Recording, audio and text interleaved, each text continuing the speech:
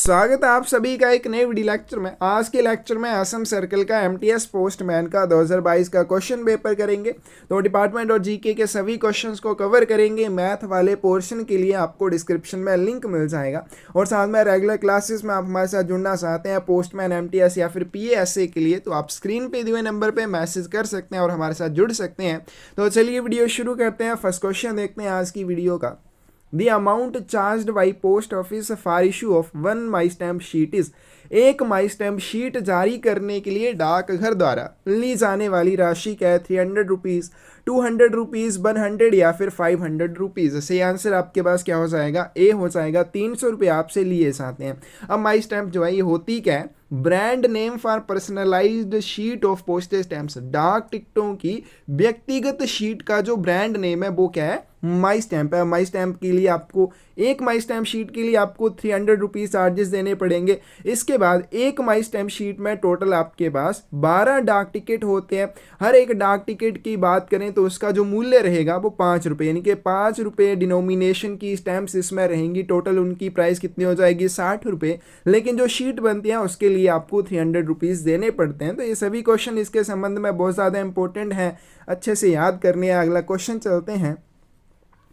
Maximum working time of a branch post office, एक शाखा डाकघर का अधिकतम कार्य समय क्या है? ऑप्शंस आपके पास हैं 8 आवर्स, 4 आवर्स, 5 आवर्स या फिर इनमें से कोई भी नहीं। तो कोई भी शाखा डाकघर है उसके अधिकतम कामकाज के घंटे कितने होते हैं? 5 होते हैं। और मिनिमम की बात करें तो कितने हो जाएंगे? 4 हो जाएंगे। तो आपसे मैक्सिमम और मिनिमम कुछ भी पूछा जा सकता है। सी आंसर क्या आ जाएगा? सी आ जाएगा। Payment of postage can be made, डाक शुल्क का भुगतान कैसे किया जा सकता है? By affixing revenue stamps on the article, लेखों के ऊपर राजस्व टिकट लगाकर। By affixing postal stamps on the articles, या फिर लेखों पर डाक टिकट लगाकर। आगे आपके पास बाई फ्रैंकिंग दी आर्टिकल्स, लेखों को फ्रैंक करके, या फिर by paying cash at the counter, counter पर नकद भुगतान करके। तो आपने क्या करना है? किसी भी लेख को पोस्ट करना है। पोस्ट करने के लिए आपको पोस्टेज चार्जेस देने होते हैं। अब पोस्टेज चार्जेस करने के लिए आप क्या क्या कर सकते हैं? डाक लेख के ऊपर डाक टिकट चिपका सकते हैं, फ्रैंकिंग मशीन की छाप लगाई जा सकती है, या फिर नकद में भी उनके लिए आप भुगतान कर सकते हैं। लेकिन आपकी जो रेवेन्यू स्टैम्प्स होती हैं उनका यूज़ कभी भी नहीं किया जाता है पोस्टेज चार्जेस देने के लिए। तो हमसे यहाँ पे पूछा गया कैसे किया जा सकता है। तो हम सेकंड, थर्ड और फोर्थ इनका यूज़ करके पोस्टेज चार्जेस का भुगतान कर सकते हैं। सी ऑप्शन आपके पास क्या आ जाएगी? यहाँ पे बी आ जाएगी। अगला क्वेश्चन आपके पास, which of the following statement is correct, निम्नलिखित में से कौन सा कथन सही है? ए ऑप्शन है आपके पास, articles containing currency notes should be sent through insured post, currency note वाले लेखों को बीमाकृत डाक के माध्यम से भेजा जाना चाहिए। अब मान लीजिए आप डाक के माध्यम से करेंसी नोट भेजना चाहते हैं तो उनको केवल बीमित डाक के माध्यम से ही भेजा जा सकता है। सेकंड पॉइंट है आपके पास, ordinary machine franked articles posted in a letter box should be treated as unpaid articles, letter box में पोस्ट किए गए साधारण मशीन फ्रैंक लेखों को अवैतनिक माना जाएगा। मान लीजिए पोस्टेज चार्जेस का भुगतान करने के लिए आपने फ्रैंकिंग मशीन की छाप का उपयोग किया है और आपने उस आर्टिकल को पोस्ट करने के लिए अगर लेटर बॉक्स में डाल दिया तो उस लेटर को क्या माना जाएगा, या उस पत्र को क्या माना जाएगा? अवैतनिक माना जाएगा। उस आर्टिकल की तरह माना जाएगा जिसके ऊपर कोई भी पोस्टेज चार्जेस नहीं दिए गए हों। आगे चलते हैं। Airmail articles bearing high value adhesive postage stamps may be presented at the counter of post office, हवाई डाक लेख जिन पर उच्च मूल्य के डाक टिकट चिपके हुए हों उन्हें डाकघर काउंटर पर प्रस्तुत करना चाहिए। All of the above. C answer क्या आ जाएगा? हमें क्या बतानी है कौन सी स्टेटमेंट सही है? तीनों स्टेटमेंट बिल्कुल सही है। सी आंसर क्या आएगा? डी आ जाएगा। करेंसी नोट जो होते हैं इनको हमेशा इंश्योरेंस करवा के ही भेजा जाता है। उसके बाद आपने अगर किसी भी आर्टिकल के लिए पोस्टेज चार्जेस का जो भुगतान करना था वो फ्रैंकिंग मशीन की छाप के माध्यम से किया है और फिर आप उस आर्टिकल को पोस्ट करने के लिए लेटर बॉक्स में डाल देते हैं, उसको क्या माना जाता है? अनपेड माना जाता है, अवैतनिक माना जाता है। यानी कि जिसके लिए कोई भी चार्जेस आपने नहीं दिए हैं उस लेख की तरफ से माना जाएगा। उसके बाद जो एयरमेल आर्टिकल्स होते हैं जिनके ऊपर ज़्यादा वैल्यू के डाक टिकट लगे होते हैं उनको काउंटर पर प्रस्तुत किया जाना चाहिए, और काउंटर पर प्रस्तुत करने के बाद जो भी सेंडर रहेगा उसकी प्रेजेंस में, उसकी देख रेख में उन डाक टिकटों को विरूपित किया जाना चाहिए। इससे पहले आर्टिकल को आगे भेजा जाए उससे पहले ही जो भी डाक टिकट रहेंगे उनको विरूपित किया जाना चाहिए। इसी आंसर क्या आएगा, डी आ जाएगा। अगला क्वेश्चन है आपके पास, general post office is generally situated at, general डाकघर जो होते हैं आमतौर पर कहाँ पर स्थित होते हैं? हेडक्वार्टर ऑफ दिस तहसील, तहसील के मुख्यालय में, headquarter of district, headquarter of the circle, या फिर headquarter of big towns in the circles. ये आंसर क्या आएगा? क्या डेफिनेशन रहती है जीपीओ की? First class head office situated at headquarter of head of circle, head of circle कौन हो जाएगा? सीपीएमजी, चीफ पोस्ट मास्टर जनरल के मुख्यालय में स्थित प्रथम श्रेणी का जो प्रधान डाकघर होता है उसे क्या कहा जाता है? जर्नल पोस्ट ऑफिस कहा जाता है। सी आंसर आपके पास क्या आ जाएगा? सी आ जाएगा। ठीक है, तो इसकी पूरी डेफिनेशन आपको जरूर अच्छे से आनी चाहिए क्योंकि बहुत बार पूछी जाती है। First class head office situated at headquarter of head of circle और where there are more than one such HO one attached to headquarter is termed as GPO. क्या हो जाएगा कि प्रथम श्रेणी का प्रधान डाकघर जो कहाँ पे स्थित होता है? सीपीएमजी के मुख्यालय में स्थित होता है, या फिर जहां पर एक से ज्यादा ऐसे प्रधान डाकघर होते हैं वहां पर ऐसा प्रधान डाकघर जो मुख्यालय से जुड़ा हुआ उसे क्या कहा जाएगा? जीपीओ कहा जाएगा। इंपॉर्टेंट है।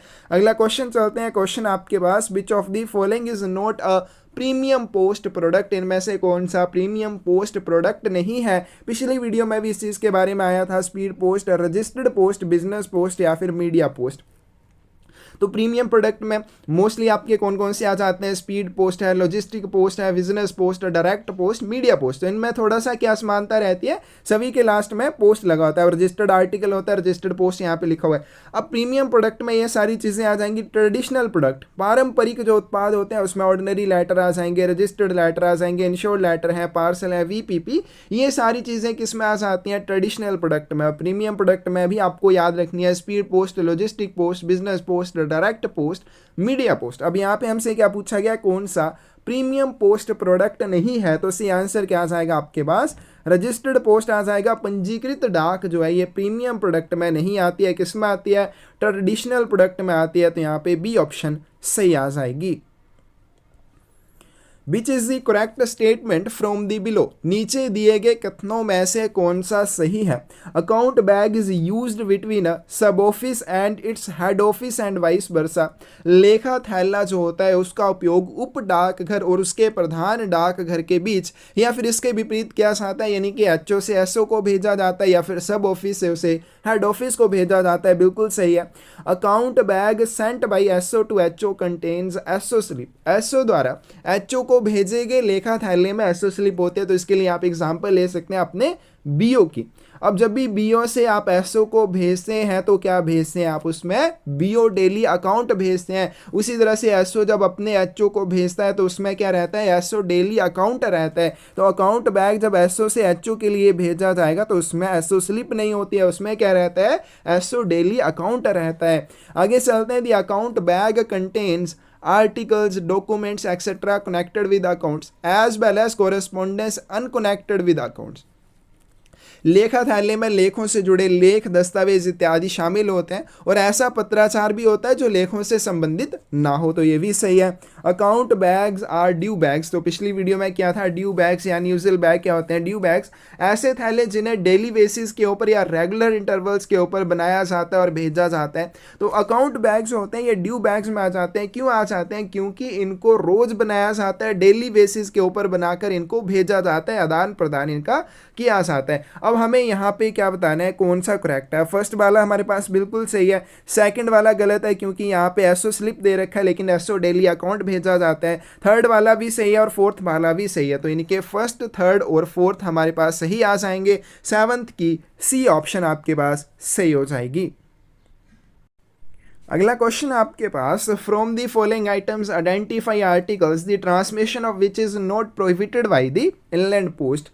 निम्नलिखित मदों से उन लेखों की पहचान करें जिनका प्रसारण अंतर्देशीय डाक द्वारा निषिद्ध नहीं है। ऑप्शंस आपके पास हैं, any sharp instrument not properly protected, कोई तेज उपकरण जो ठीक ढंग से सुरक्षित नहीं है। अब मान लीजिए आपने कोई भी तेज या नुकीला उपकरण भेजा है और आपने उसको अच्छी तरह से संरक्षित नहीं किया है, ठीक है, अच्छी तरह से उसको लपेटा नहीं है, तो इससे क्या हो जाएगा, वो अन्य डाक लेखों को या पोस्टल एम्प्लॉयज को कोई भी नुकसान पहुंचा सकता है, तो उसको क्या माना जाएगा, निषिद्ध माना जाएगा। Anything which is sent as per enactment for the time being in force, कुछ भी जो कुछ समय के लिए लागू कानून के अनुसार भेजा जाता है। टिकट प्रपोजल और advertisement relating to a lottery, lottery से संबंधित टिकट प्रस्ताव या कोई भी विज्ञापन। एनी इंडिसेंट और obscene printing, painting, photograph, book और कार्ड, कोई भी अश्लील या फिर अभद्र छपाई, पेंटिंग, फोटोग्राफ, किताब या फिर कार्ड इत्यादि। अब इसका सही आंसर आपके पास क्या आ जाएगा, बी आ जाएगा। हमें क्या बताना है, कौन सा प्रोहिबिट नहीं मानना जाएगा डाक के माध्यम से प्रसारण के लिए। अब कोई भी ऐसी डाक वस्तु जो कुछ समय के लिए लागू किसी कानून के उल्लंघन में भेजी जाती है वो तो हो जाती है प्रोहिबिट, उसको तो निषिद्ध माना जाता है। लेकिन अगर उसी कानून के उसे अनुसार भेजा जाएगा, अगर आप कानून का पालन करके उसको भेज रहे हैं तो उसको निषिद्ध नहीं माना जाएगा, तो बी ऑप्शन यहाँ पे सही आ जाएगी। अगर उसको क्या भेजा जाता है, उसके उल्लंघन में भेजा जाता है तो उसको निषिद्ध माना जाएगा। अगला क्वेश्चन आपके पास, AEPS स्टैंड्स फॉर, AEPS की फुल फॉर्म क्या हो जाएगी। ऑप्शंस आपके पास हैं, Aadhaar enabled payment system, Aadhaar enrolment payment system, Aadhaar enabled payment service या फिर Aadhaar enabled portal system. C answer क्या आ जाएगा आपके पास 9th का ए आ जाएगा, Aadhaar enabled payment system. If any postal article is found to contain any goods which are being imported or transmitted by post in contravention of any enactment from the time being in force, यदि किसी डाक वस्तु में कोई ऐसा माल पाया जाता है जो उस समय लागू किसी अधिनियम के उल्लंघन में आयात या डाक द्वारा प्रेषित किया जा रहा है, it will be detained at the post office, इसे डाक घर में रोका जाएगा। It will be return to sender, इसे प्रेषक को वापस कर दिया जाएगा। It will be reported to police authorities या फिर it will be reported to higher authorities. सही आंसर आपके पास क्या आ जाएगा, इसका बी आ जाएगा, it will be return to sender. अब इसके लिए बहुत ज्यादा इंपॉर्टेंट क्वेश्चन जो साथ में बनता है, अगर कोई भी डाक लेख है उसमें कोई भी ऐसी डाक वस्तु या कोई भी ऐसी सामग्री पाई जाती है जो किसी भी कानून के उल्लंघन में भेजी जाती है तो उसको क्या किया जाएगा, प्रेषक को वापस कर दिया जाएगा। लेकिन अगर उसमें केवल ऐसा संदेह है कि उस डाक वस्तु के अंदर कोई भी ऐसी सामग्री है जो क्या है, प्रोहिबिट है या फिर जो किसी भी कानून के उल्लंघन में भेजी जा रही है, तो ऐसी कंडीशन में क्या किया जाता है,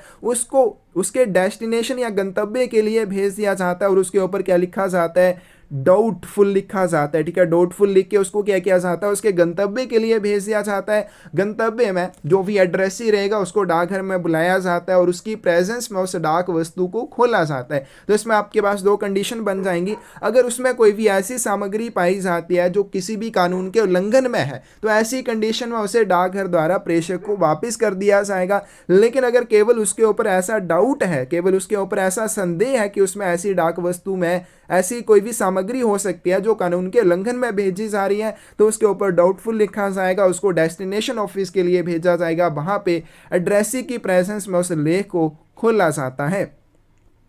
the insurance coverage offered under प्रधानमंत्री जीवन ज्योति बीमा योजना इस, प्रधानमंत्री जीवन ज्योति बीमा योजना के तहत दिया जाने वाला बीमा कवरेज क्या है, 1 लाख रुपए, 2 लाख, 3 या फिर 5 लाख रुपए। इसी आंसर आपके पास क्या आ जाएगा, 2 लाख रुपए की इंश्योरेंस इसमें आपको दी जाती है, बी ऑप्शन सही आ जाएगी। नेक्स्ट क्वेश्चन आपके पास है, franking machine license is issued by, franking machine license जो है वो किसके द्वारा जारी किया जाता है, divisional head, senior post master general या फिर all of the above. C answer क्या आ जाएगा आपके पास, ए आ जाएगा, मंडल प्रमुख के द्वारा किया जाता है, ए ऑप्शन से आ जाएगी, एसपी या फिर SSP. APS stands for, APS की फुल फॉर्म क्या हो जाएगी, आर्मी पोस्टल सिस्टम, ठीक है, उसके बाद आर्टिलरी पोस्टल सिस्टम, आगे आपके पास आर्मी पोस्टल सर्विसेज या फिर इनमें से कोई भी नहीं। सी आंसर क्या हो जाएगा, सी हो जाएगा, army postal services.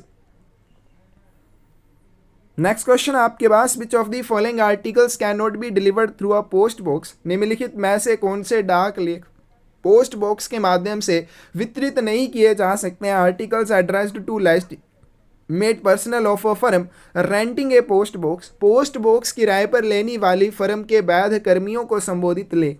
Article addressed to family members and guests of the post box renter, post box किराएदार के परिवार के सदस्यों और मेहमानों को संबोधित लेख। Registered articles, VP articles addressed to post box renter या फिर जो पोस्ट बॉक्स का किराएदार है उसको संबोधित पंजीकृत लेख या बीमित लेख, वीपी आपके मूल्य दे लेख।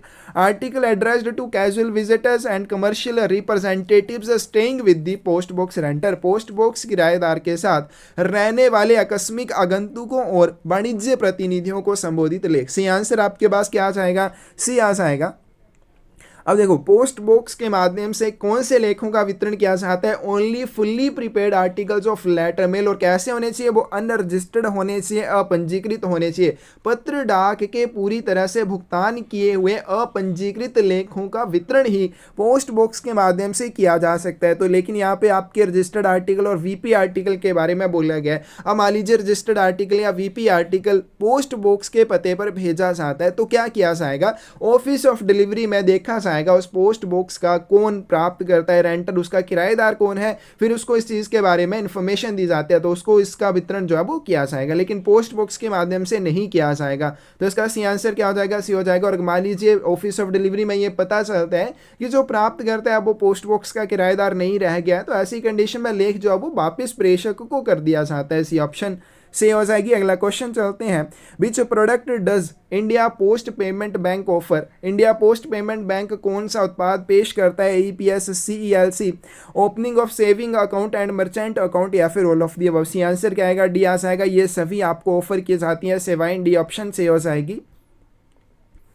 Which of the following is the correct statement? निम्नलिखित में से कौन सा सही कथन है? A sub division is headed by the SDI और एएसपी। एसडीआई क्या हो जाएगा? Sub divisional inspector. और एएसपी क्या हो जाएगा? Assistant superintendent of post. तो इनके द्वारा ही एक सब डिवीजन का नेतृत्व किया जाता है। बिल्कुल सही है कि जो सब डिवीजन रहते हैं उनका हेड कौन होता है? या तो सब डिविजनल इंस्पेक्टर रहेगा या फिर असिस्टेंट सुपरिटेंडेंट ऑफ पोस्ट रहेगा। और postal division is headed by SPO और एसएसपीओ। पोस्टल डिवीजन डाक मंडल किसके द्वारा इसका नेतृत्व किया जाता है? सुपरिटेंडेंट ऑफ पोस्ट या फिर सीनियर सुपरिटेंडेंट ऑफ पोस्ट, अधीक्षक या फिर वरिष्ठ अधीक्षक के द्वारा किया जाता है। बिल्कुल सही है।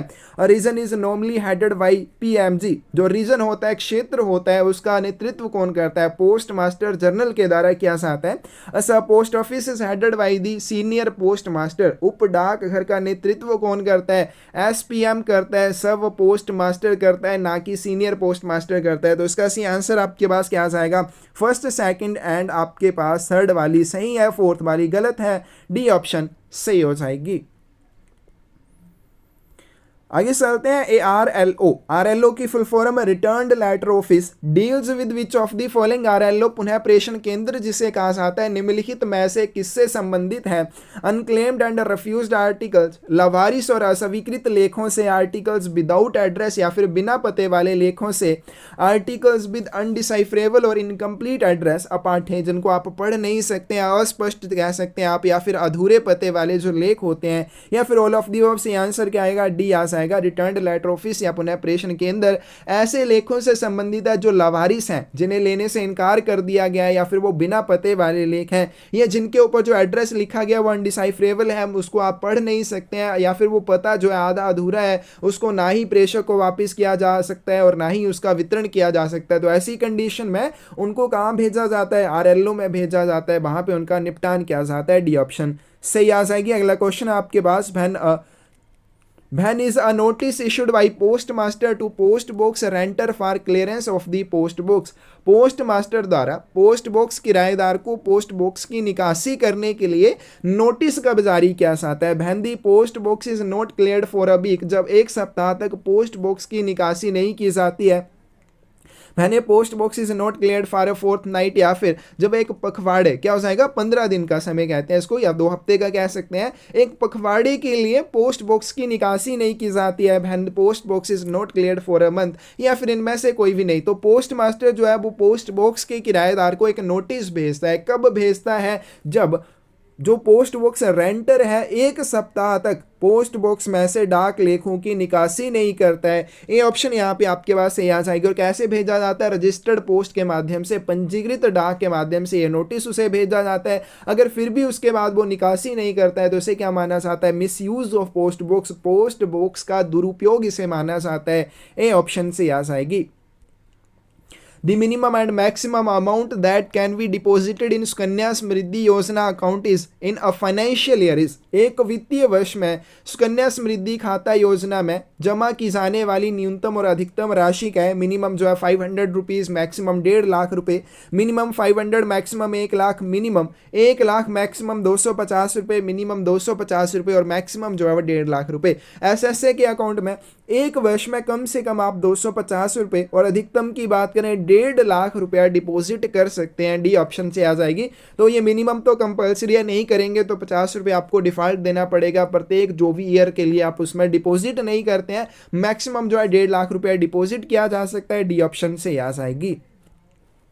Postal stamps should be affixed at, डाक टिकट जो है वो कहाँ पर चिपकाए जाने चाहिए? Back side of the article, लेख के पीछे वाली side, right hand top corner of the address side of the article, left hand top corner of the address side of the article, या फिर any side of the article. तो किसी भी डाक लेख के ऊपर जब भी डाक टिकट चिपकाए जाते हैं, कहाँ पे चिपकाए जाते हैं? इस वाले कोने में चिपकाए जाते हैं। और ये कौन सा कोना हो जाएगा? राइट हैंड टॉप कॉर्नर हो जाएगा। और एड्रेस साइड क्या मतलब हो जाएगा? जहाँ पे भी एड्रेस साइड लिखा हुआ है उसका मतलब होता है जिस तरफ आपने प्राप्तकर्ता का पता लिखा हुआ है। तो इसका सही आंसर क्या आ जाएगा आपके पास?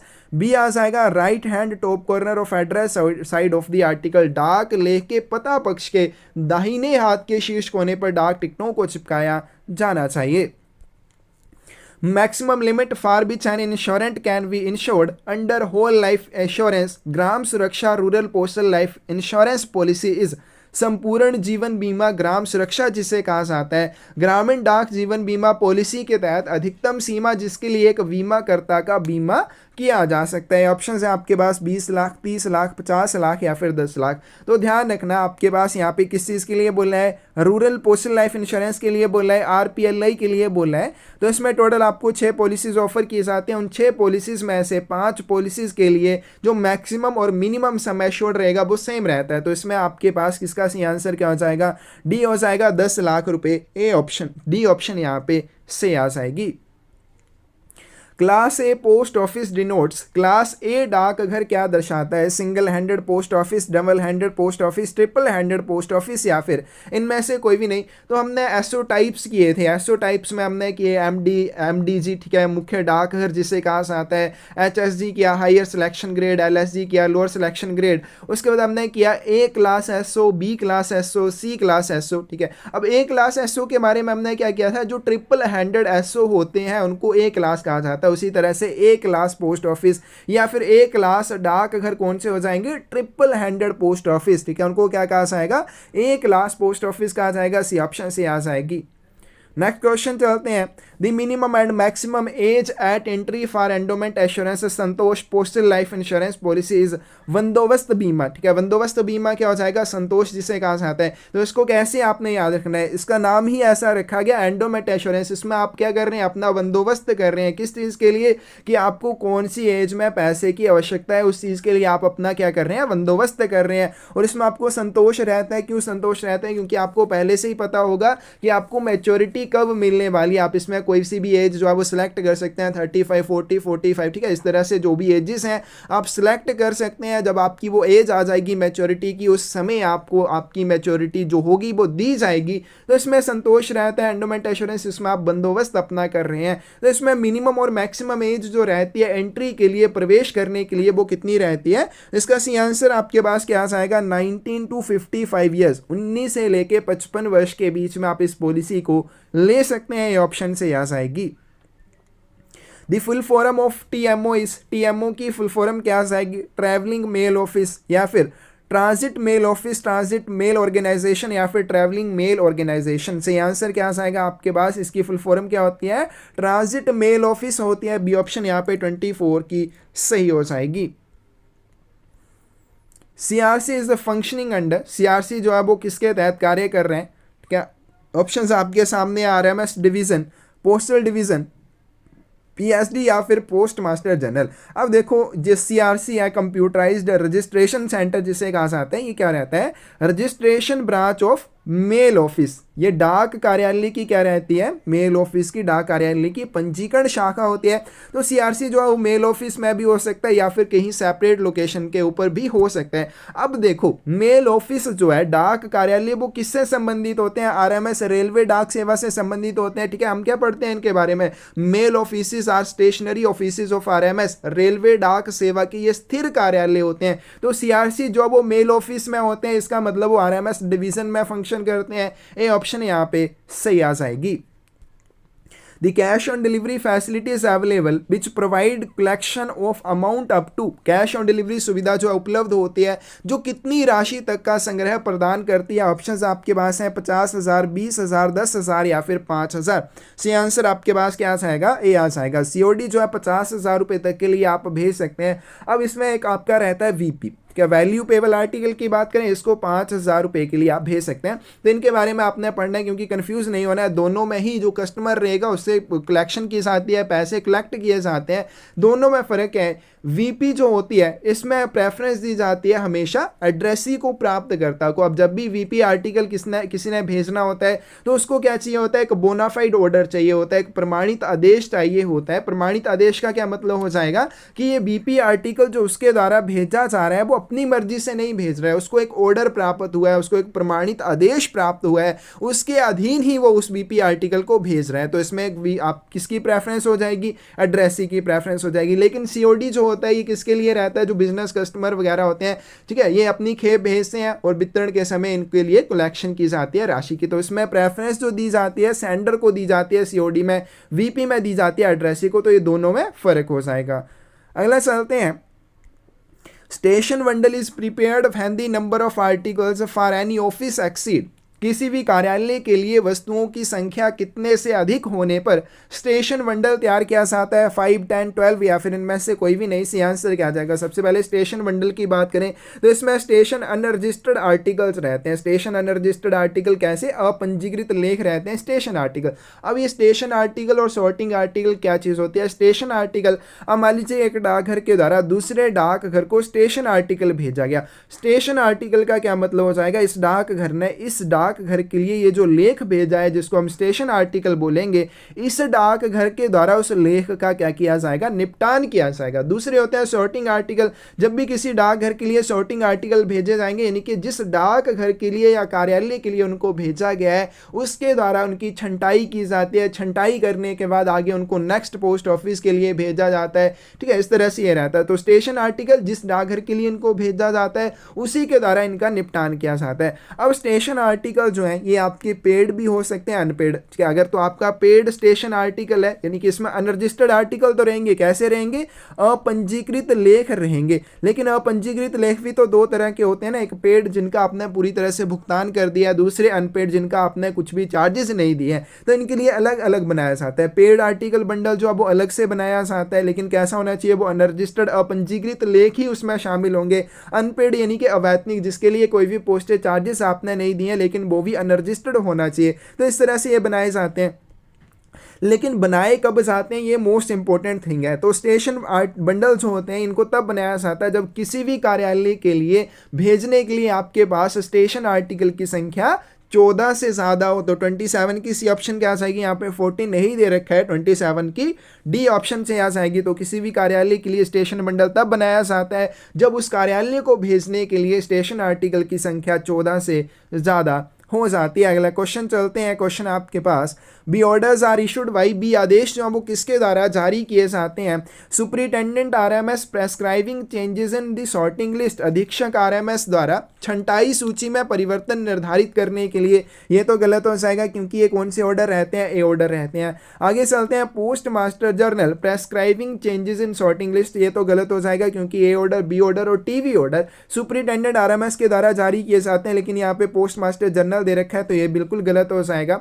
Superintendent RMS for the guidance of subordinate in the performance of their duties in mail offices, अधीक्षक आरएमएस द्वारा डाक कार्यालयों में अधीनस्थों को उनके कर्तव्यों के प्रदर्शन में मार्गदर्शन के लिए इनको जारी किया जाता है। तो ये बिल्कुल सही है। जो बी ऑर्डर होते हैं इनको सुपरिटेंडेंट आरएमएस अधीक्षक रेलवे मेल सेवा के द्वारा जारी किया जाता है। क्यों जारी किया जाता है? इनके अधीनस्थ जितने भी अधिकारी होते हैं, इनके नीचे काम करने वाले जितने भी अधीनस्थ होते हैं, उनके कर्तव्यों में मार्गदर्शन के लिए ये बी ऑर्डर जो है जारी किए जाते हैं। 28 की सी ऑप्शन आपके पास क्या आ जाएगी? सी आ जाएगी। अगला क्वेश्चन चलते हैं। Which of the following statement is incorrect, निम्नलिखित में से कौन सा कथन गलत है? Rate of postage for non official postal articles and official postal articles are the same, गैर आधिकारिक डाक लेखों और आधिकारिक डाक लेखों के लिए डाक शुल्क की दरें समान है। बिल्कुल सही है। अब मान लीजिए आपने एक लेटर भेजा है, ठीक है। अब ये लेटर अगर आपने ऑफिशियली भेजा है, ठीक है, तो जो इसके ऊपर चार्जेस लगेंगे वो हैं 10 रुपये, ठीक है। अब आपने मान लीजिए इसको नॉन ऑफिशियली भेजना है, तब भी इसके ऊपर 10 रुपये ही चार्जेस लगेंगे। यानी कि जो वर्ग रहता है, जैसे आपके लेटर आ जाएंगे, अगर ऑफिशियल पोस्टल आर्टिकल में लेटर आप भेज रहे हैं, ऑफिशियल लेटर भेज रहे हैं, उसके ऊपर अगर 10 रुपये लगेंगे, उतने ही गैर आधिकारिक डाक लेख में आपके पत्र को भेजने के ऊपर आपसे लिए जाएंगे। इनके दर जो रहती है वो ऑफिशियल और नॉन ऑफिशियल के लिए सेम रहती है। Official postal articles must where the superscription on India government service, आधिकारिक डाक लेखों पर ऑन इंडिया गवर्नमेंट सर्विस लिखा होना चाहिए। बिल्कुल सही है। जब भी इनको भेजा जाता है इनके ऊपर OIGS जरूर लिखा होना चाहिए। Value payable articles can not be sent as official postal article, मूल्य दे आधिकारिक डाक लेख के रूप में नहीं भेजे जा सकते हैं, ये गलत है, आप भेज सकते हैं। Service stamps should be used for official postal articles, आधिकारिक डाक लेखों के लिए सेवा टिकटों का उपयोग किया जाना चाहिए। बिल्कुल सही है, किया जाना चाहिए। अगर आप नहीं करते हैं तब भी इसको ऑफिशियल पोस्टल आर्टिकल के रूप में मान्यता दी जाती है। लेकिन क्या किया जाता है, आपको बोला जाता है कि आप सर्विस स्टैंप्स का यूज कीजिए, फिर भी आप ऐसा नहीं करते हैं तो CPMG को इस चीज के बारे में बता दिया जाता है। तो इसका सी आंसर आपके पास क्या हो जाएगा? सी हो जाएगा। VP आर्टिकल जो है इनको भी ऑफिशियल पोस्टल आर्टिकल्स के रूप में भेजा जा सकता है। सी ऑप्शन से आ जाएगी।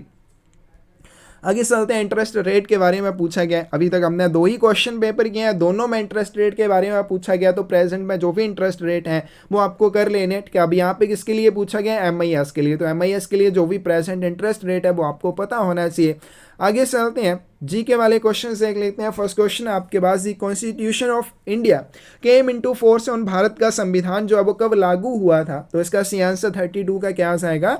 सी आ जाएगा 26 जनवरी 1950, 26 जनवरी 1950। Which is the capital of Andhra Pradesh, Andhra Pradesh की राजधानी कौन सी है? तो अमरावती है। कौन सी ऑप्शन से आ जाएगी आपके पास? बी ऑप्शन से आ जाएगी।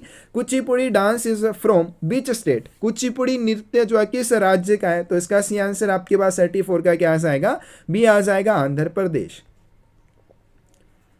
नेक्स्ट क्वेश्चन आपके पास, on which river Hirakud dam is situated, Hirakud बांध किस नदी पर स्थित है? तो महानदी उड़ीसा में ये स्थित है। डी ऑप्शन यहाँ पे सी आ जाएगी। आगे चलते हैं। Jim Corbett national park is located in, Jim Corbett राष्ट्रीय उद्यान जो है कहाँ पर स्थित है? सी आंसर आपके पास आ जाएगा, ये उत्तराखंड में ये स्थित है। अगला क्वेश्चन आपके पास, which of the following personalities in India has not received a Nobel prize, Bharat में निम्नलिखित में से किस व्यक्तित्व को नोबेल पुरस्कार नहीं मिला है? तो इसका सी आंसर क्या आ जाएगा आपके पास? नंबी नारायण। क्या? तो CV रामन को मिला है, कैलाश सत्यार्थी को, वेंकट रामकृष्णन को भी मिला है, रामकृष्णन को भी मिला है, लेकिन सी ऑप्शन यहाँ पे सी आ जाएगी, इनको नहीं मिला है।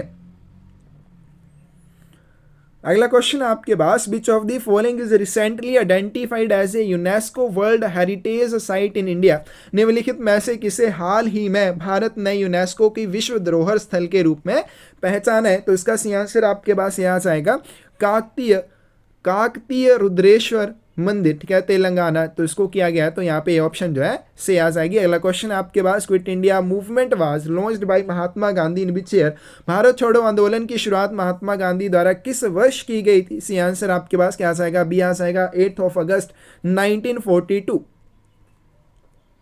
अगला क्वेश्चन आपके पास, so is the chairman of the Rajya Sabha elected, Rajya Sabha के सभापति का चुनाव कैसे होता है? तो भारत का जो उपराष्ट्रपति होता है वही राज्यसभा का पदेन सभापति होता है। तो इसका सी आंसर क्या आएगा? Vice president of India is the ex officio chairman of Rajya Sabha. Next question चलते हैं।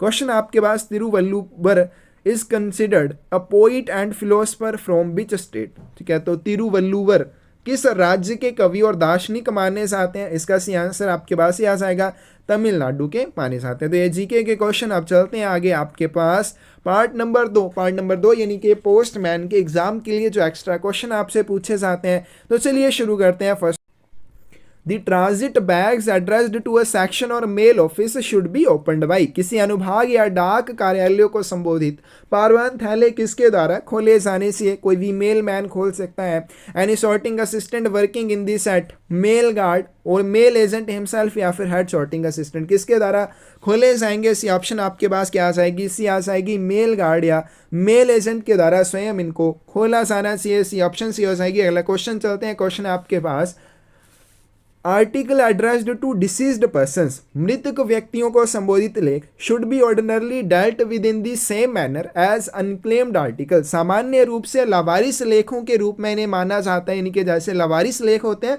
उसी तरह से इन्हें ट्रीट किया जाएगा। Should be send to RLO, इन्हें पुनः प्रेषण केंद्र को भेजा जाना चाहिए।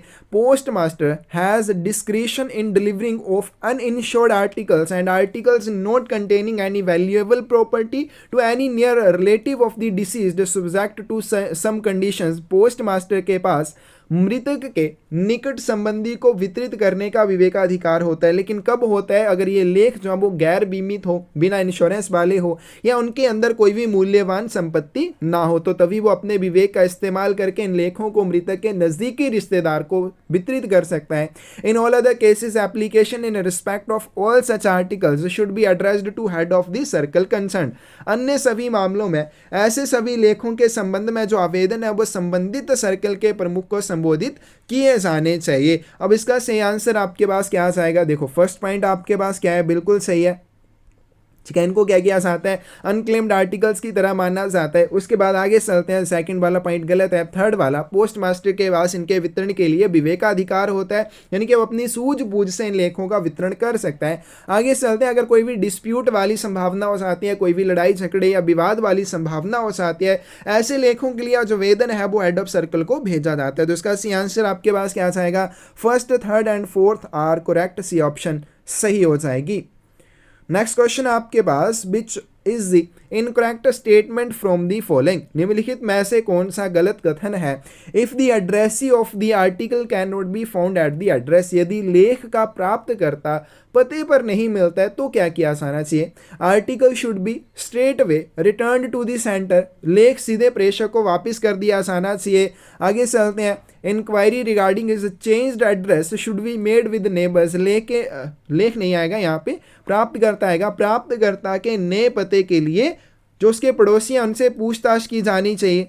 ठीक है, तो ये गलत हो गया, यहाँ पे आना चाहिए। उसके बदले हुए पते के संबंध में पड़ोसियों से पूछताछ की जानी चाहिए।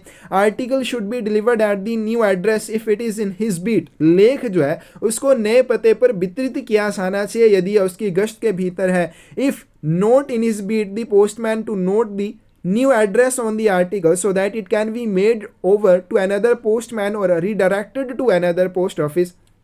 यदि जो नया पता है वो डाकिये की गश्त के भीतर नहीं है तो डाकिया को उस लेख के ऊपर उसका जो नया पता है उसे दर्ज कर देना चाहिए, ताकि इस लेख को वितरण के लिए अन्य डाकिया को या फिर किसी अन्य डाक घर को पुनः निर्देशित किया जा सके। हमें क्या बताना है? हमें यहाँ पे बताना है कौन सा गलत आ जाएगा। सबसे पहले आपका जो पॉइंट है यही गलत है, क्योंकि अगर कोई भी डाक लेख जो है उसका प्राप्तकर्ता दिए हुए पते पर नहीं मिलता है तो डाकिया का सबसे पहले काम यही बनता है कि वो उसके पड़ोसियों से उसके नए पते के बारे में, बदले हुए पते के बारे में पूछताछ करे। अब ये बिल्कुल सही है, वो इंक्वायरी करेगा उसके नए पते के बारे में। दूसरी बात, अब उसको अगर नया पता मिल जाता है, नए पते के बारे में उसको कोई भी जानकारी मिल जाती है और जो नया पता है वो भी उसी डाकिये की गश्त के भीतर है, तो वो क्या करेगा? डाकिया उस लेख को उस नए पते पर जाकर वितरित करेगा। लेकिन ध्यान रखना, अगर ये उसकी गश्त के भीतर है तभी करेगा, उसकी गश्त के बाहर होगा तब वो नहीं करेगा। अब आगे चलते हैं। अगर मान लीजिए जो नया पता है वो डाकिये की गश्त के भीतर नहीं है तो डाकिये को क्या करना चाहिए? उसका नया पता उस आर्टिकल के ऊपर नोट कर देना चाहिए।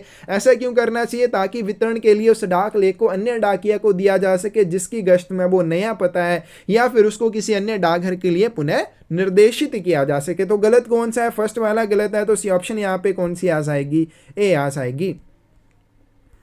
नेक्स्ट क्वेश्चन आपके पास, every set is supplied with the following stamp and seals. प्रत्येक सेट को निम्नलिखित मोहरों और सीलों की आपूर्ति की जाती है। Date stamp, a name stamp, a date seal, detained late fee not paid stamp. ठीक है, तो इसका सी आंसर क्या आएगा आपके पास, जितने भी आपके सेट होते हैं उनको कौन कौन सी मोहरों और सीलों की आपूर्ति की जाती है, ये सभी की जाती है। उनको डेट स्टैंप दी जाती है, दिनांक मोहर, नाम मोहर, तारीख सील दी जाती है, और विलंब शुल्क भुगतान नहीं किया गया, ठीक है, और रोका गया विलंब शुल्क का भुगतान नहीं किया गया, ये वाली मोहर भी दी जाती है। तो इसका सी आंसर क्या आएगा, all the above statements are correct. तो इसका सी आंसर डी आ जाएगा। अब होते हैं कुछ जो लेटर बॉक्स क्लियरेंस से संबंधित होते हैं, उनको एक्स्ट्रा जो दी जाती है ये वाली, ठीक है, detain late fee not paid वाली उनको दी जाती है, क्योंकि लेटर बॉक्स के अंदर ऐसे भी आर्टिकल निकलते हैं जिनके ऊपर इस मोहर को लगाने की आवश्यकता होती है।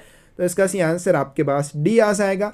Postman's book is maintained in form number. डाकिया की पुस्तक का रख रखाव कौन से प्रपत्र के ऊपर किया जाता है, ACG 17, ACG 67, MS 27 या फिर MS 87। सी आंसर क्या आ जाएगा, सी आ जाएगा MS 27। MS 27 क्या हो जाएगी, डाकिया की पुस्तक पोस्टमैन्स बुक। अगला क्वेश्चन चलते हैं। क्वेश्चन आपके पास, daily report in MS 83 form is submitted by. MS 83 form में दैनिक रिपोर्ट जो किसके द्वारा प्रस्तुत की जाती है, head sorting assistant to the superintendent RMS, प्रधान छंटाई सहायक द्वारा अधीक्षक RMS को, head sorting assistant to the head record officer to the superintendent of RMS या फिर superintendent RMS to post master general. C answer क्या आएगा आपके पास। अब दैनिक रिपोर्ट जो होती है MS 83 के ऊपर इसको बनाया जाता है। अब इसको प्रधान छंटाई सहायक के द्वारा सबमिट किया जाता है। किसे किया जाता है, अधीक्षक RMS को किया जाता है, लेकिन डायरेक्टली नहीं किया जाता है। कैसे किया जाता है, थ्रू दी रिकॉर्ड ऑफिसर। तो प्रधान छंटाई सहायक के द्वारा दैनिक रिपोर्ट सुपरिटेंडेंट को प्रस्तुत की जाती है, लेकिन कैसे की जाती है, अभिलेख अधिकारी के माध्यम से की जाती है। ये ऑप्शन से आ जाएगी। Final duties of the mail agent or mail guard before quitting the ban or office are listed in a rule number of Post Office Manual Volume 7. Fill in the blank. Van या कार्यालय छोड़ने से पहले mail agent या mail guard के अंतिम कर्तव्यों को पोस्ट ऑफिस मैनुअल वॉल्यूम 7 के किस नियम संख्या में सूचीबद्ध किया गया है। सी आंसर आपके पास क्या आ जाएगा, यह आ जाएगा 115 में किया गया है। अगला क्वेश्चन चलते हैं। If the payee of an EMO is illiterate, यदि ईएमओ इलेक्ट्रॉनिक मनी ऑर्डर का प्राप्तकर्ता निरक्षर है, निरक्षर मतलब वो अनपढ़ है, वो पढ़ा लिखा नहीं है, क्या किया जाएगा, payment should be made by obtaining identity proof of the witness only. भुगतान केवल गवाह का पहचान प्रमाण प्राप्त करके किया जाना चाहिए। Payment should be made in front of a gazetted officer only, केवल राजपत्रित अधिकारी के माध्यम के सामने ही ऐसे ईएमओ का भुगतान किया जाना चाहिए। His thumb impression, seal or other mark is to be obtained on the acknowledgement in presence of a resident witness who would be required to attest it with his signature। पावती पर उसके अंगूठे का निशान, मुहर या अन्य निशान एक निवासी गवाह की उपस्थिति में प्राप्त किया जाना चाहिए, और उस निवासी गवाह को अपने हस्ताक्षर के द्वारा इसको सत्यापित करना पड़ेगा। Payment should only be made in front of the post master, या फिर जो भुगतान है केवल पोस्ट मास्टर के सामने किया जाएगा। सी आंसर क्या आ जाएगा आपके पास, हमें क्या बताना है, कैसे क्या जाएगा। तो थर्ड वाला पॉइंट जो है बिल्कुल सही है, इनके इसका सी आंसर क्या आएगा, सी ऑप्शन जो है सही आ जाएगी। अब यहाँ पे इसको समझ लीजिए। मान लीजिए इलेक्ट्रॉनिक मनी ऑर्डर किसी व्यक्ति के लिए भेजा है। अब वो व्यक्ति जो है वो अनपढ़ है, क्योंकि आपको एक्नॉलेजमेंट और मनी ऑर्डर के ऊपर हस्ताक्षर चाहिए, लेकिन अब उसका जो प्राप्त करता है वो अनपढ़ है, तो वो हस्ताक्षर कर नहीं सकता। तो कैसे आप उसका वितरण करेंगे। ऐसे इलेक्ट्रॉनिक मनी ऑर्डर को आप किसी निवासी, अब निवासी गवाह क्या हो जाएगा, वहां पर रहने वाला कोई भी व्यक्ति, ठीक है, जो उसके लिए गवाही डाल सके, तो उसके सामने क्या किया जाएगा, मनी ऑर्डर की पावती पर और मनी ऑर्डर पर जो भी अनपढ़ व्यक्ति है उसके अंगूठे का निशान, उसकी कोई मोहर वगैरह उसने बनवा रखे या अन्य निशान लिया जाएगा। अब जिस निवासी गवाह की उपस्थिति में उसके अंगूठे का निशान या अन्य निशान लिया गया है, वही व्यक्ति क्या करेगा, उसके अंगूठे के निशान को सत्यापित करता है अपने हस्ताक्षर के माध्यम से। तो इसका सी आंसर आपके पास क्या आ जाएगा, सी आ जाएगा। What type of bags can be included in transit bags? परिवहन थैले में किस प्रकार के थैले शामिल किए जा सकते हैं। Only due bags, only unusual bags, both due and unusual bags, या फिर इनमें से कोई भी नहीं। सी आंसर आपके पास क्या जाएगा। ट्रांजिट बैग्स होता है क्या एक्चुअल में एक ऐसा थैला जिसमें बहुत सारे थैले डालकर भेजे जाते हैं, लेकिन ध्यान रखना वो जो थैले उसके अंदर डाले जाएंगे वो सेम ऑफिस या सेक्शन के लिए होने चाहिए, यानी कि एक ही कार्यालय या अनुभाग के लिए होने चाहिए, ताकि उनको क्या किया जा सके, अधिक सुरक्षा प्रदान की जा सके। और दूसरी बात, बहुत सारे थैलों के निपटान से बचने के लिए ऐसा किया जाता है, क्योंकि प्रसारण के दौरान अगर आपने बहुत सारे थैले एक ही थैले के अंदर डाले हैं तो आपको बहुत सारे थैलों की बजाय केवल एक ही थैले को संभालना पड़ेगा, तो इस चीज़ के लिए करते हैं। और ये ड्यू बैग्स होते हैं। अब यहाँ पे इसमें आपके ड्यू बैग्स भी शामिल होते हैं, इसमें अनयूजुअल बैग भी शामिल होते हैं। तो इसका सी आंसर आपके पास क्या आ जाएगा? सी आ जाएगा। The work of the head postman comprises of, प्रधान डाकिया के कार्य में क्या शामिल होता है? Conveyance of cash to and from the treasury, bank और टाउन सब ऑफिस, कोषागार, बैंक या फिर टाउन सब ऑफिस को, या वहां से नकदी का वहन करना, यानी कि वहां को नकदी लेकर जाना या वहां से नकदी लेकर आना, ये काम दिया जा सकता है। To accompany a postman to whom several insured letters और electronic money orders of considerable aggregate value have been entrusted for delivery और पेमेंट, उस डाकिये के साथ जाना जिसे कई बीमाकृत पत्र या फिर काफी कुल मूल्य के इलेक्ट्रॉनिक मनी ऑर्डर वितरण या भुगतान के लिए सौंपे गए हों। His services can be utilised at the nodal delivery centre where NDC are working, तो उसकी सेवाओं का उपयोग नोडल डिलीवरी केंद्र में किया जा सकता है जहां पे एनडीसी काम कर रहा है। सी आंसर क्या आएगा? डी आ जाएगा। ये सभी प्रधान डाकिये के कर्तव्य हैं। सबसे पहले वो कोषागार, बैंक या फिर टाउन सब ऑफिस होते हैं, वहां को नकदी लेकर जा सकता है या वहां से नकदी ला सकता है। उसके बाद किसी भी ऐसे डाकिये के साथ जाने के लिए पोस्ट मास्टर उसको आदेश दे सकता है जिस डाकी के पास वितरण करने के लिए बहुत सारे इलेक्ट्रॉनिक मनी ऑर्डर हों, इंश्योर्ड आर्टिकल्स हों, तो उसके साथ जाने के लिए उसको बोला जा सकता है। The insured articles of value exceeding should be delivered at the window of the post office, कितने रुपए से अधिक मूल्य के बीमित लेख डाक घर की खिड़की पर ही वितरित किए जाने चाहिए? 500, 1000, 2000 या फिर 2500। सी आंसर आपके पास क्या आएगा? ए आ जाएगा। अब इंश्योर्ड आर्टिकल्स की बात की गई है बीमित लेखों के लिए, तो पहले भी वीडियोस में बहुत बार बता चुके हैं कि इंश्योर्ड आर्टिकल है, बीमित लेख है, यानी कि प्राप्तकर्ता से आपने इसके लिए कोई भी चार्जेस नहीं लेने हैं। तो 500 रुपीज अगर कोई भी इंश्योर्ड आर्टिकल है उसका वितरण जो है वो किया जाएगा ऑर्डिनरी मैनर में, यानी कि साधारण तरीके से बाकी लेखों का जैसे वितरण किया जाता है। लेकिन अगर 500 रुपीज से अधिक के लिए उसको इंश्योर किया गया तो उसका वितरण जो है डाकघर की खिड़की पर किया जाएगा। वीपी आर्टिकल जिसके लिए आपको चार्जेस वसूल किए जाने होते हैं उसका जो मैक्सिमम है डाकिये के माध्यम से 100 रुपये तक का वितरण किया जाएगा। इससे ज्यादा का रहेगा तो फिर पोस्ट ऑफिस के ऊपर ही उसका वितरण किया जाएगा। Which rule in postal manual volume 6 part 3 edition released by the Directorate on 18/5/2021 deals with payment of electronic money orders and delivery of registered letters to lunatics? डाक मैनुअल वॉल्यूम 6 भाग 3 को, ठीक है, ये वाला जो है 18/5/2021 को जिसे निदेशालय द्वारा जारी किया गया है, कौन सा नियम पागलों को ईएमओस के भुगतान और पंजीकृत लेखों के वितरण से संबंधित है? सी आंसर क्या आएगा? आपके पास भी आ जाएगा रूल नंबर 104। अगला क्वेश्चन आपके पास, if the addressee of a registered article refuses to sign the acknowledgement but merely signs the receipt, यदि एक पंजीकृत लेख का प्राप्तकर्ता पावती पर हस्ताक्षर करने से इनकार करता है लेकिन केवल रसीद पर हस्ताक्षर करता है तो क्या किया जाएगा? Article should be treated as refused and return to sender, लेख को अस्वीकृत माना जाना चाहिए और प्रेषक को वापस कर दिया जाना चाहिए। सेकंड आपके पास, article should be treated as unclaimed and return to sender, लेख को लावारिस माना जाना चाहिए और प्रेषक को वापस कर दिया जाना चाहिए।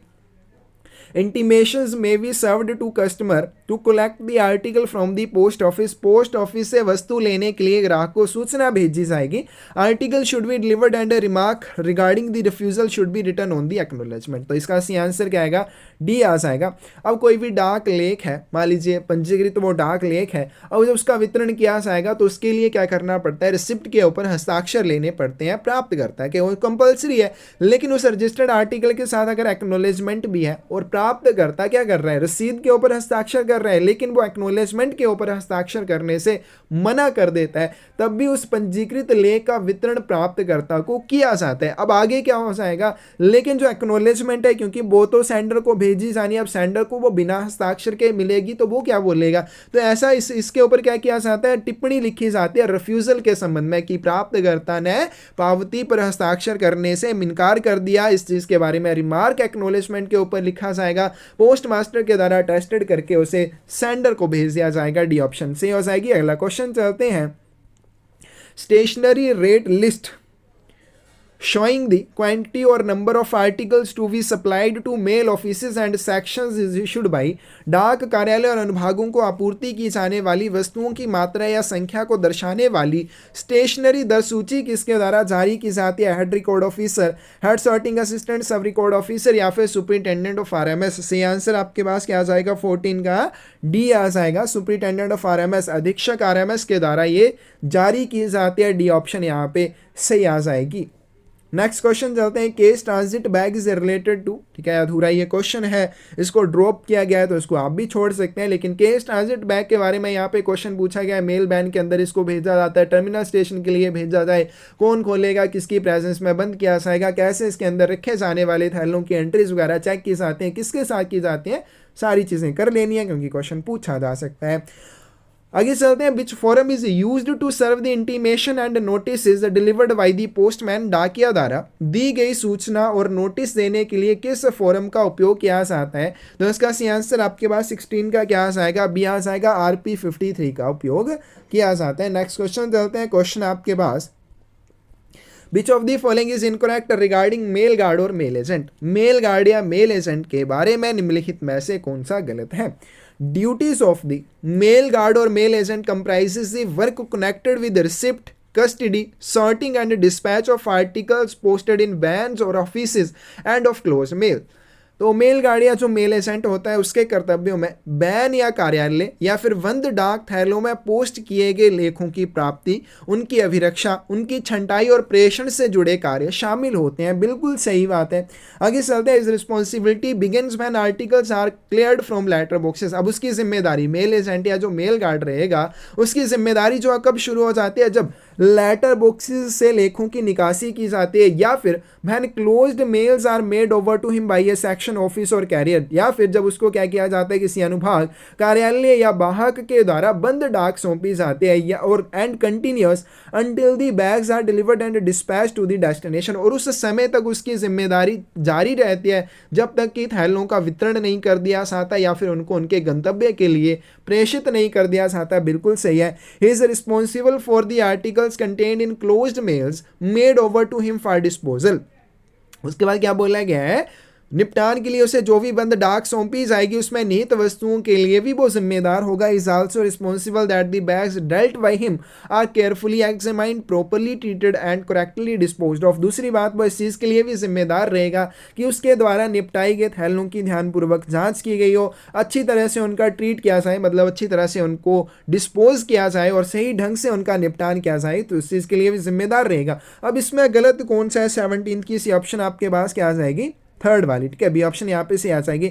अब इसमें क्या गलत है? देखो, जो आपका होता है मेल गार्ड या मेल एजेंट, बंद डाक में उसको जो भी लेख होते हैं उनके निपटान के संबंध में वो जिम्मेदार नहीं होता, ठीक है। बंद डाक उसको सौंपी जाती है लेकिन उसके अंदर के जो लेख होते हैं उनके लिए उसकी जिम्मेदारी नहीं होती है। तो ट्रांजिट बैग जो होते हैं किसी भी कार्यालय या अनुभाग को संबोधित किए जाते हैं, ठीक है, उनको खोला जाता है, उनके अंदर जो भी थैले होते हैं उनको क्या किया जाता है? निकाला जाता है और उनका निपटान किया जाता है मेल गार्ड या मेल एजेंट के द्वारा। But nothing to do with articles contained in closed mail. लेकिन जो बंद डाक में लेख है उनके साथ मेल एजेंट या मेल गार्ड का कोई भी लेना देना नहीं होता है। ऐसी आंसर आपके पास क्या आ जाएगा? यहाँ पे बी आ जाएगा, ठीक है। थर्ड वाली ऑप्शन जो है ये गलत है।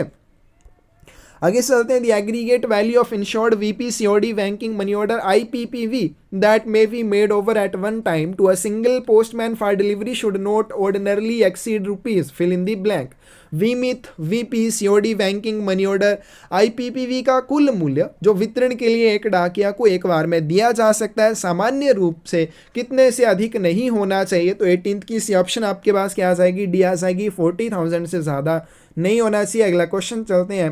अ parcel redirected to any place served by the inland post will except where the original address and the substitute address are within the delivery area of the same post office और within the same post town the chargeable in respect of each redirection with further postage amounting to. अंतर्देशीय डाक द्वारा सेवित किसी भी स्थान के लिए जब पार्सल का पुनर्निर्देशन किया जाता है तो प्रत्येक पुनर्निर्देशन के संबंध में कितना डाक शुल्क लिया जाता है। अब यहाँ पे एक्सेप्शन आपको दे रखी है कि उसके रिडायरेक्शन जो है उसके मूल पता या फिर जो नया पता और वितरण जो पहले वाला जो है ठीक है, नया पता जो है और दूसरा वितरण वाला जो पता है वो एक ही डाक नगर या एक ही वितरण क्षेत्र के भीतर नहीं होने चाहिए, यानी कि उसको अन्य किसी डिलीवरी टाउन के लिए पुनः निर्देशित किया जा रहा है, तो ऐसी कंडीशन में आपको क्या चार्जेस देने पड़ेंगे। तो सी आंसर क्या आएगा, हाफ दी प्रीपेड रेट, जो पहले चार्जेस आपने दिए थे उसका आधा आपको फिर से भुगतान करना पड़ेगा। 19th की सी ऑप्शन आपके पास क्या आ जाएगी, बी आ जाएगी।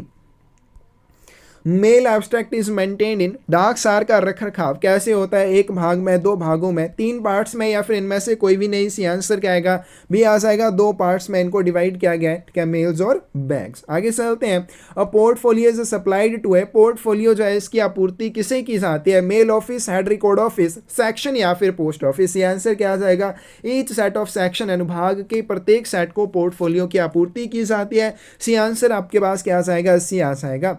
नेक्स्ट क्वेश्चन चलते हैं। Rule number 95 of postal manual volume 6 part 3 deals with, डाक नियमावली खंड 6 भाग 3 का जो नियम नंबर 95 है वो किससे संबंधित है। सी आंसर इसका आपके पास आ जाएगा D, realisation of postage before delivery, वितरण से पहले डाक खर्च की वसूली। अब इसका क्या मतलब हो जाएगा, कोई भी ऐसे डाक लेख जिनके ऊपर कोई भी ड्यू चार्जेस हैं, इनके डाक लेख के ऊपर पोस्टेज चार्जेस अगर रिकवर किए जाने एड्रेसी से या कस्टम ड्यूटी वगैरह है, तो उसका वितरण करने से पहले, उस लेख का वितरण करने से पहले वो चार्जेस जो है आपको रिकवर कर लेने हैं। इस चीज़ के बारे में इसमें बताया गया, डी ऑप्शन से आ जाएगी।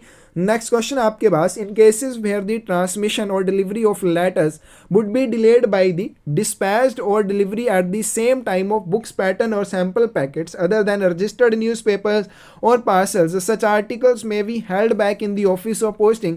ऐसे मामलों में जहां एक ही समय पर बुक, पैटर्न या नमूना पैकेट, पंजीकृत समाचार पत्रों के अलावा या पार्सल के वितरण या प्रेषण की वजह से पत्रों के वितरण या प्रेषण में देरी हो, तो ऐसे लेखों को पोस्टिंग कार्यालय में किस अवधि के लिए रोक कर रखा जा सकता है। यह भी बहुत ज्यादा इंपॉर्टेंट क्वेश्चन है। अब मान लीजिए आपके पास क्या है, पोस्ट करने के लिए दो तरह के आर्टिकल हैं, एक में बुक, पैटर्न और सैंपल पैकेट है, या फिर आपके पास पार्सल है, रजिस्टर्ड न्यूज़पेपर नहीं है, ठीक है, ये हो सकते हैं बुक, पैटर्न, सैंपल पैकेट या पार्सल है, और दूसरे आपके पास लेटर्स। अब क्या हो रहा है, इनके प्रेषण या वितरण की वजह से पत्रों के वितरण या प्रेषण में देरी हो रही है, तो ऐसी कंडीशन में क्या किया जाता है, इन डाक लेखों को एक दिन की, अधिकतम एक दिन की अवधि के लिए ऑफिस ऑफ पोस्टिंग में, पोस्टिंग के कार्यालय में रोक कर रखा जा सकता है, ताकि पहले, क्योंकि फर्स्ट क्लास आर्टिकल्स हैं तो इनको यथाशीघ्र भेजा जाता है, यथाशीघ्र इनका निपटान किया जाता है, तो इनको पहले वितरित या प्रेषित किया जाएगा, तो इनको एक दिन की अधिकतम अवधि के लिए रोक कर रखा जा सकता है। तो 23 की सी ऑप्शन आपके पास क्या आएगी, for a period not exceeding 1 day. लेकिन यहीं पे अगर हम बात करें इन आर्टिकल्स को, क्योंकि अब यहाँ पे ऑफिस ऑफ पोस्टिंग की बात की गई है, लेकिन अगर ऑफिस ऑफ डिलीवरी आपके पास दिया होता तब क्या आना था आपका, अगले वितरण तक, टिल नेक्स्ट डिलीवरी, अगले वितरण तक इनको रोक के रखा जाता है। लेकिन ध्यान रखना, ऑफिस ऑफ डिलीवरी में पार्सल को नहीं रोका जा सकता है, आपके बुक, पैटर्न या सैंपल पैकेट्स को रोका जा सकता है। अगर इनके वितरण की वजह से पत्रों के वितरण या प्रेषण में देरी हो रही है, तो इनको अगले वितरण, क्योंकि बड़े डाकघर होते हैं जहां पे वहां पे एक दिन में 2 या 3 वितरण भी किए जाते हैं, तो इनको अगले वितरण तक वहां पे रोक के रखा जा सकता है। तो दोनों तरह से क्वेश्चन आ सकता है, ध्यान में रखना है। अगला क्वेश्चन चलते हैं। An article is deemed to be delivered to the addressee under the Post Office Act when डाक घर अधिनियम के तहत प्राप्तकर्ता को वस्तु का वितरण तब माना जाता है जब article is delivered at the house और ऑफिस ऑफ द एड्रेसी, लेख प्राप्तकर्ता के घर या कार्यालय में वितरित किया जाता है। Article delivered to the addressee, लेख प्राप्तकर्ता को वितरित किया जाता है टू द सर्वेंट और एजेंट ऑफ द एड्रेसी और any other person considered to be authorised to receive the article, लेख प्राप्तकर्ता के नौकर या एजेंट या लेख को लेने के लिए अधिकृत अन्य व्यक्ति को वितरित किया जाता है, या फिर ऊपर के सभी। सी आंसर क्या आएगा, डी आ जाएगा। पोस्ट ऑफिस एक्ट के अनुसार अगर हम डिलीवरी की डेफिनेशन देखें तो इन तीनों को जोड़ने पर आपके पास वितरण की परिभाषा बन जाएगी। तो वितरण का क्या मतलब हो जाएगा, लेख प्राप्तकर्ता के घर पर, कार्यालय पर प्राप्तकर्ता को या प्राप्तकर्ता के नौकर को या लिखित में उसके एजेंट या अधिकृत अन्य व्यक्ति को जब वितरित किया जाता है उसको क्या कहेंगे, वितरण कहेंगे। वो डेफिनेशन आ जाएगी डिलीवरी की। लास्ट क्वेश्चन आज की वीडियो का, Persons changing their address should furnish written instructions regarding the disposal of postal articles. अपना पता बदलने वाले व्यक्तियों को डाक लेखों के निपटान के संबंध में लिखित निर्देश कहाँ प्रस्तुत करने चाहिए? To the postman concerned, to the post office where they are living, या फिर to the post office both at the places which they are living at the place to which they are going, या फिर to the post office to which they are going. तो इसका C answer आपके पास क्या आ जाएगा? C आ जाएगा। उन दोनों स्थानों के डाक घरों को, एक जहां से वो जा रहे हैं और दूसरा जहां पे वो नई जगह पे जाएंगे, उन दोनों स्थानों के डाक घरों में जाकर उनको अपने बदले हुए पते के संबंध में अपने लेखों के निपटान के लिए निर्देश देने चाहिए। सी आंसर क्या आ जाएगा? सी आ जाएगा। तो ये था आपके पास असम सर्कल का एमटीएस पोस्टमैन का 2022 का क्वेश्चन पेपर। तो किसी भी क्वेश्चन में आपको किसी भी तरह का कोई भी डाउट हो, कमेंट सेक्शन में आप उस चीज़ के बारे में ज़रूर पूछ सकते हैं। रेगुलर क्लासेस में हमारे साथ जुड़ना चाहते हैं, स्क्रीन पे दिए नंबर पे मैसेज कर सकते हैं। मैथ वाले पोर्शन के लिए आपको डिस्क्रिप्शन में लिंक मिल जाएगा। जो मैथ और जीके के लिए भी डीओपी की तरह मेहनत करते हैं, वही अच्छी जगह बना पाते हैं मेरिट में। तो आप भी मैथ और जीके के लिए उतना ही ध्यान दीजिए जितना आप डीओपी के लिए देते हैं, क्योंकि डीओपी में 50 में से 50 लाना बड़ी बात नहीं है, क्योंकि रिपीटेड क्वेश्चन जो होते हैं थोड़ा सा सिलेबस है, लेकिन मैथ और जीके के सभी क्वेश्चन सही होना बड़ी बात है, वही आपको मेरिट में लेके जाएंगे। तो ज़रूर उनकी तरफ भी आप अच्छे से ध्यान दीजिएगा। ठीक है फ्रेंड्स, थैंक यू।